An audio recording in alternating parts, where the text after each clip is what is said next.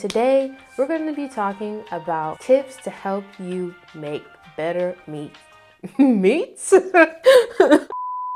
What's up, guys? Welcome to my channel, or welcome back to my channel. My name is Dee.zhane, for those of you who don't know me. Today, we're going to be talking about how to make better beats or music when you're first starting out. So let's get into it.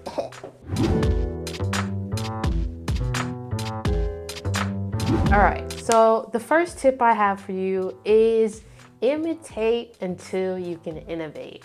That is something that my professor told to me when I was first learning production.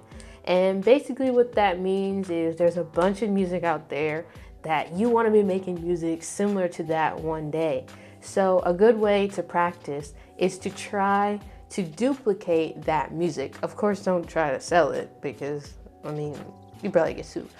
But you may start out just trying to duplicate the sound, but eventually you'll be learning how to make that sound for yourself. And then when you're at that level, you can just go ahead and take everything that you've learned and create your own thing. The second tip I have for you guys is don't delete your beats or your music, even if it's bad.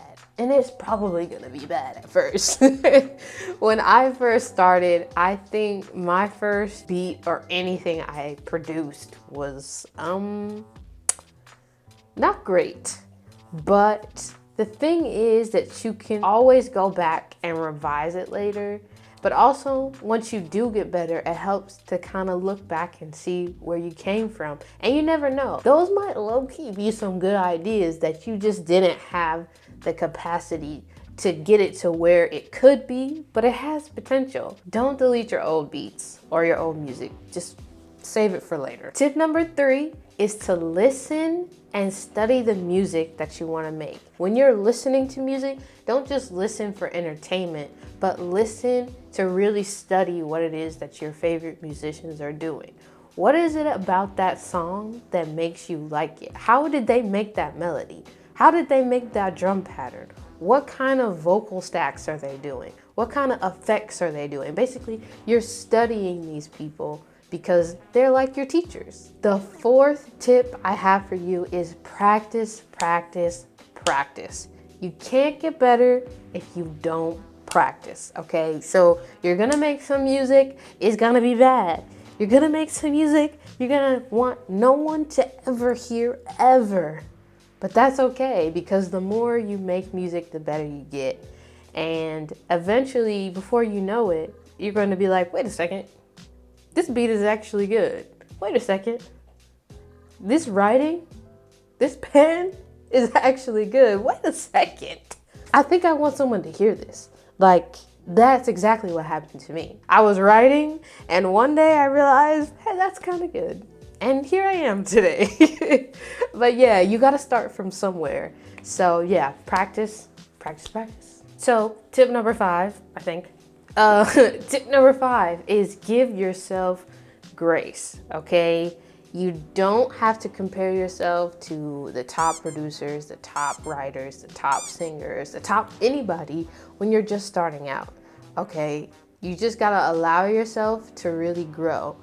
And you probably will surprise yourself. So this might be scary for some of you because it was definitely scary for me, but you gotta get feedback, whether it's from your peers or from your professors, your parents, anybody who's in your life that will tell you the truth, but also not be mean about it, okay? Listen.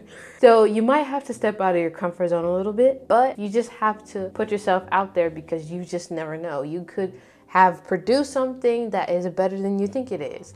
And it's always good to get feedback just so you can hear maybe what you could do better, maybe what things you're already doing well.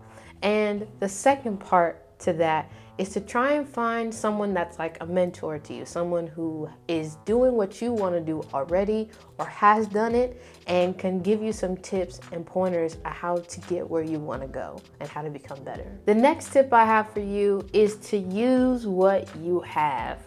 If you're a producer, I know how much pressure there is. It feels like you have to keep buying the latest and greatest. It feels like you need more plugins, you need more loops, you need more samples. That does help, but you don't need it to get better. My advice would be to use what you have and learn how to get good using that before you go buying some more stuff. Because I cannot say this enough. It doesn't matter how many good things you have, how much expensive equipment, elaborate loops, great melodies. If you don't know how to use it, it's not gonna sound good when you put it together anyway. So stop spending your money when you don't know how to use what you have right now. Just saying. I'm just saying. Don't shoot the messenger. Okay, speaking of spending money, if you want to learn what you should be spending your money on or what is worth spending your money on, I made a video about home studios and how to get the most out of it with, a little bit of budget.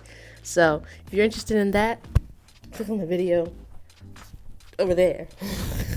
See ya.